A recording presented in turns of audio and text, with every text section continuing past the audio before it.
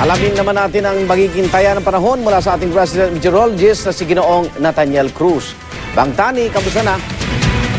Igan, inaasahang magiging maulan pa rin sa maraming bahagi ng bansa dito sa magdamag hanggang bukas.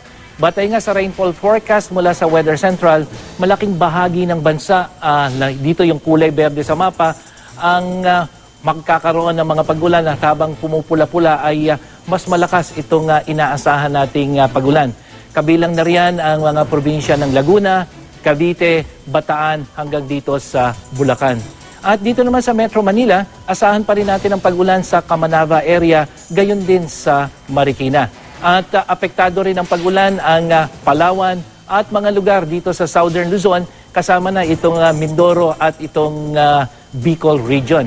Pinag-iigting kasi ng Bagyong Hener ang hanging habagat na magdadala naman ng ulan hindi lang sa Luzon, kundi maging sa ilang bahagi ng Visayas. At mas magandang panahon naman ang aasahan sa Mindanao. Unang-una kasi malayo ito sa epekto ng bagyong si Hener. Sa wave height forecast naman natin, Igan, matataas na alon ang inaasahan dahil pa rin yan sa epekto ng bagyong si Hener at ng malakas na hanging habagat. Silipin naman natin ang status ng ilang dam. Ang Bustos Dam sa Bulacan, bahagyang malapit na sa spilling level, kaya nagpakawala na ito ng tubig. Pero ayon sa Pag-asa, konti lang ito para makaapekto sa ilang bayan sa Bulacan.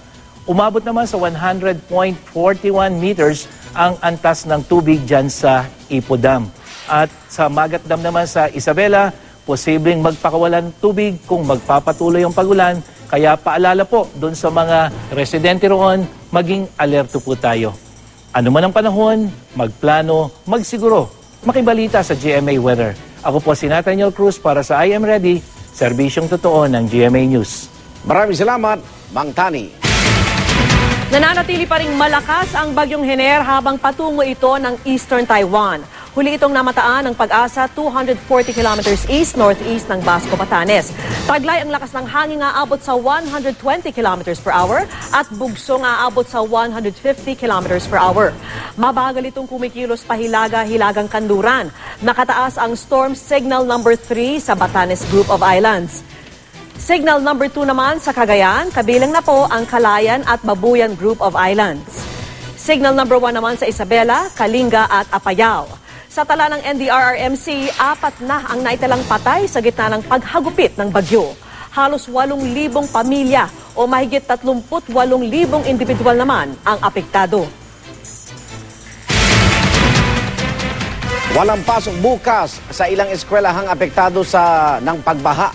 Suspendido po ang klase sa lahat ng antas sa bayan ng Mabitak sa Laguna o Bando sa Bulacan, gayon din sa Rosario, Cavite.